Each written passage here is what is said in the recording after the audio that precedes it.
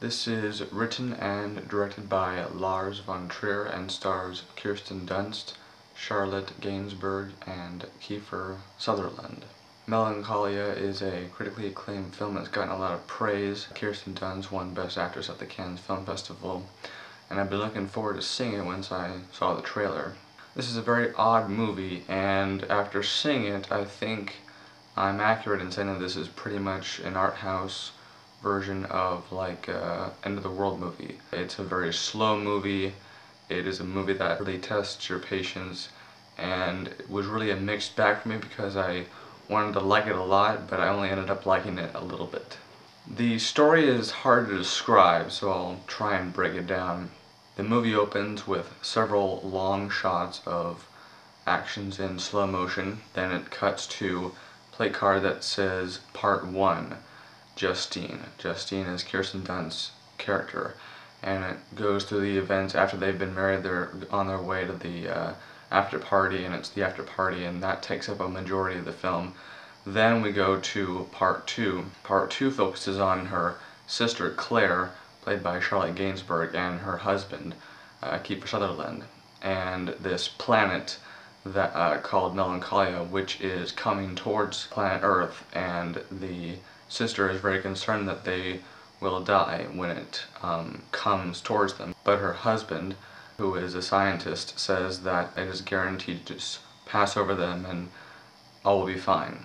The positives for me were that the imagery is gorgeous. The opening 5 minutes or so of the really long shots that are in slow motion were astounding to watch, and my jaw was dropped for pretty much the entire opening sequence. And there were several shots throughout the entire movie that looked really good and just amazed me at how well they were framed and how well they looked visually.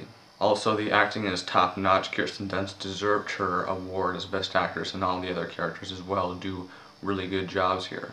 I had several problems with this movie, and one of them comes from the fact that this is in two parts. Part 1 focuses on Kirsten Dunst's character, and then Part 2, as I said, focuses on her sister Claire.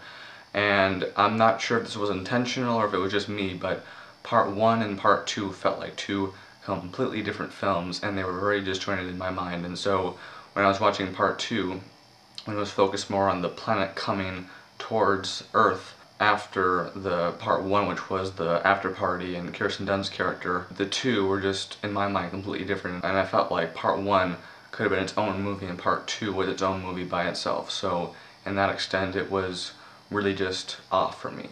Another thing that really got to me was after the opening sequence, the director does a lot of shaky cam and zooming in and out and, you know, pull focuses. And while it was interesting at first, it was almost like the wedding, the after party was kind of like a handheld home movie, pretty much, you know, like whenever you have somebody at a wedding photographing the movie and they're just walking around, you know, doing this a lot. But after a while, when it continued into Part 2, it got really annoying, and I wish that he had just stuck to, you know, just kind of slow pans or whatever, just no more handheld, because after a while handheld gets really annoying, and for this movie I don't know why, but there was a ton of handheld, and it just really got on my nerves, and I got kind of sick to my stomach after a while. And also in that was the editing style.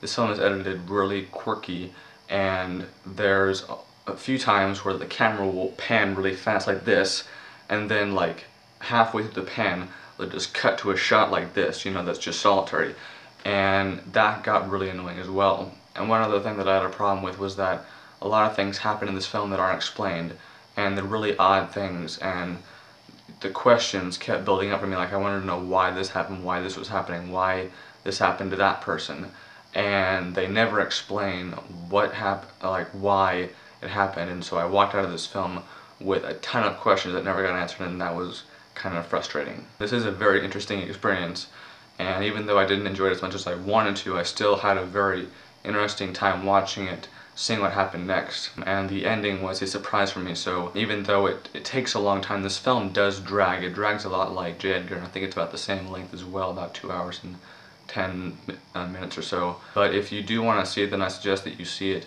because it is a very intriguing movie that really kept my attention, even though it had its issues, like I've said. So I'm going to give Melancholia 3 out of 5 stars.